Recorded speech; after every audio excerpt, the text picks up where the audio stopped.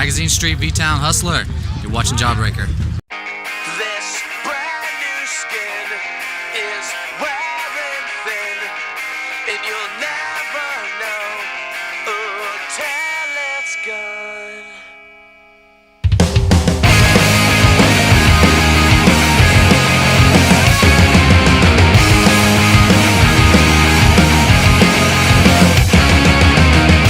Does it take to get this through to you? Subject yourself to things that you deserve. Stop me if you've heard enough of what you should have said and done. The promises that never last. You could waste your whole life. You'll never get the best of mine. This brand new skin is wearing thin, and you'll never know until it's gone. How far you go just to destroy yourself? Attacking your self-esteem, it's falling out. Tomorrow may come easier, like yesterday was never there. Surprising as it always seems, you could take a lifetime. You'll never get the best of mine.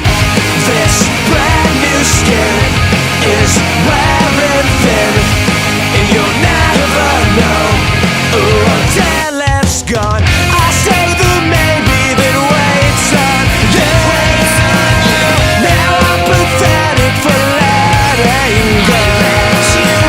Just think of this as a lesson learned, to never take advantage of the people that depend on you. This brand new skin is wearing thin, and you'll never know until this brand new skin is wearing thin, and you'll never know until it's gone. This brand new skin is wearing thin. Hey yo, what's up? I'm Maximus, Prince of Sweden, New York Extreme, baby. You're watching Jawbreaker.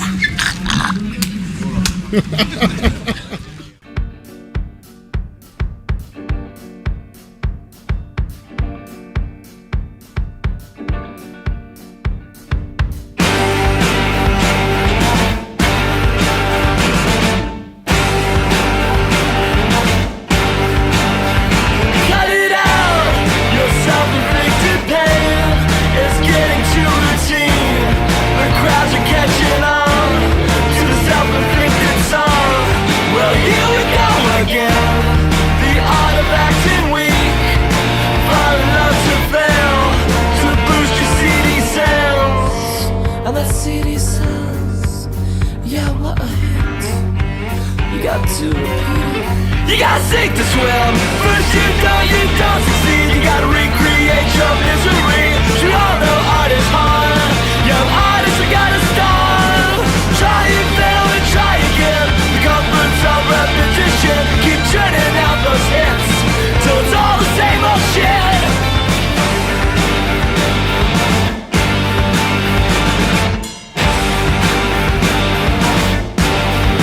Oh, second verse. Well, color me fatigued. I'm hiding in the leaves, in the CD jacket sleeves.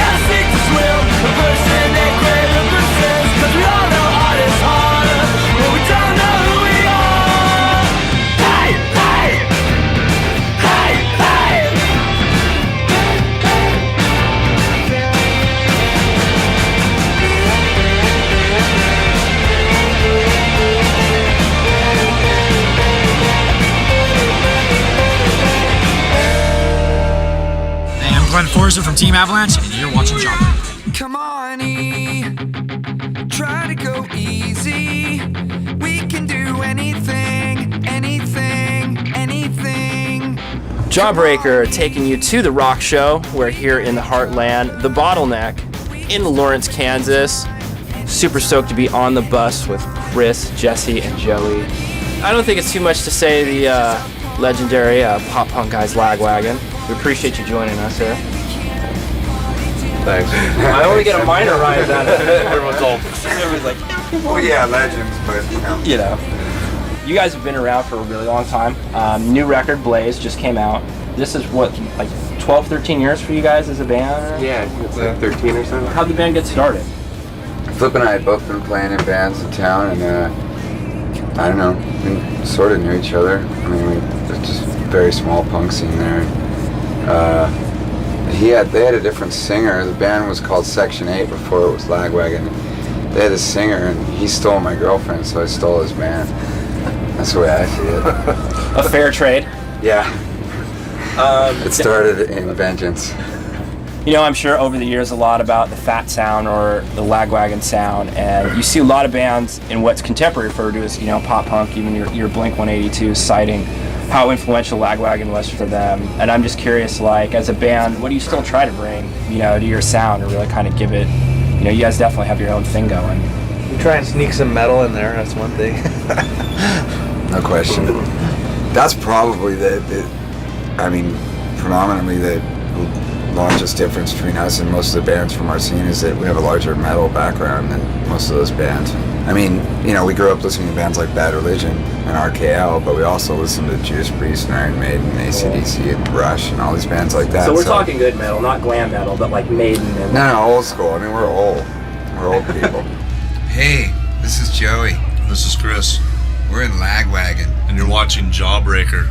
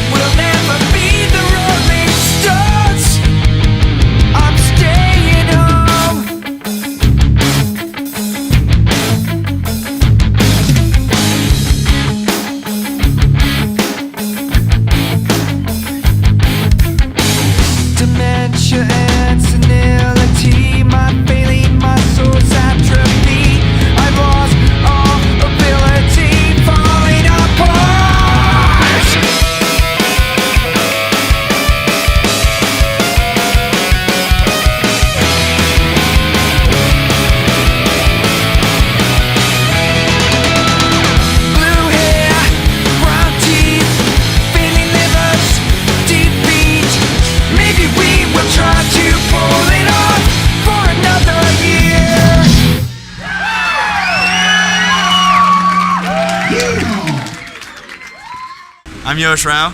And I'm Billy Wing. And we're from Team Ironman, and you're watching Jawbreaker. I need a remedy of diesel and dust, something I can taste with a fix I can trust. Another high, more potent than lust, eating and repeating like the word in a bust and time.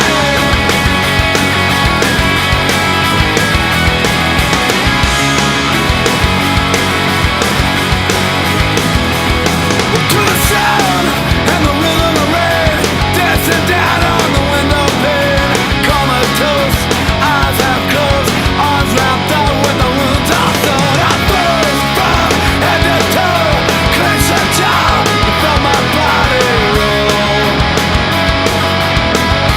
Overflow. I'm not safe to know.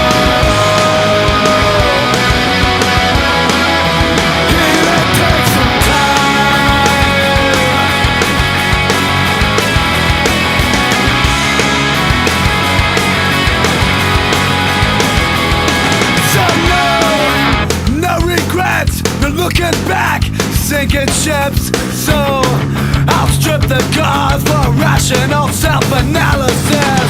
I'm down, cutting bound, counting scars, counting blessings aloud. So loud,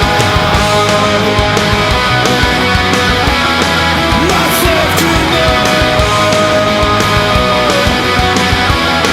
That time I learned.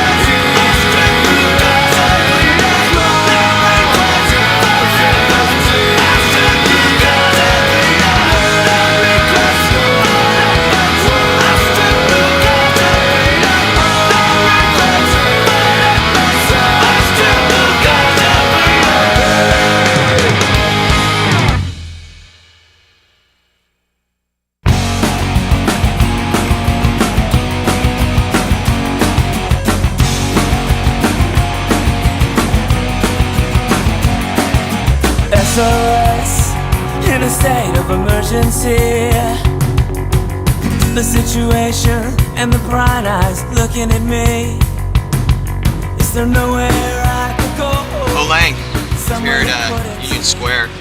It's like a kind of a focal point of San Francisco. Lots of stuff goes on here. I mean, there's lots of businesses and crazy stuff going on here at all times.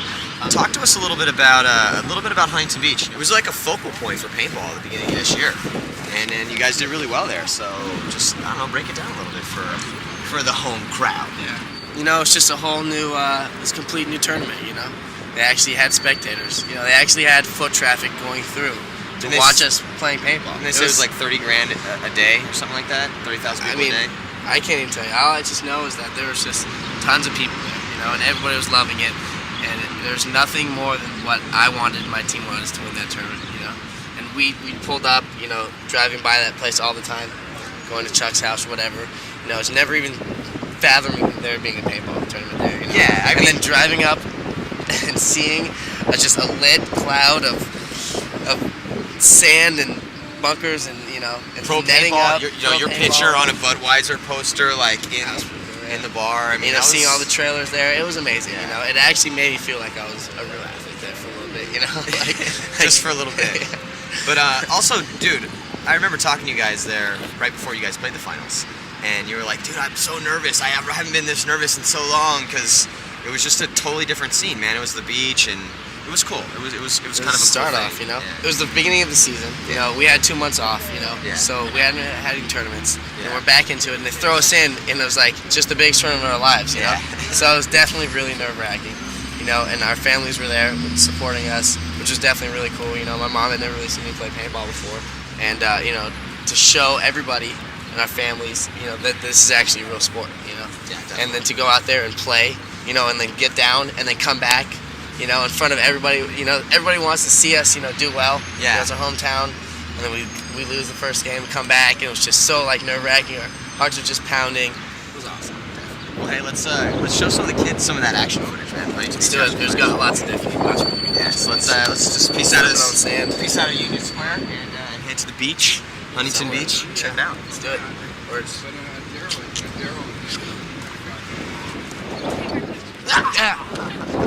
Could you take our picture? I'll do the photography this time, Sam.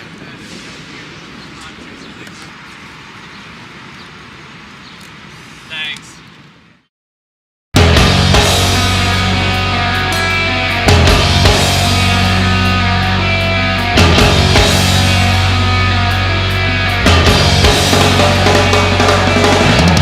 People tell me they wake up every day wondering if they'll be here tomorrow. I say live for today, 'cause everything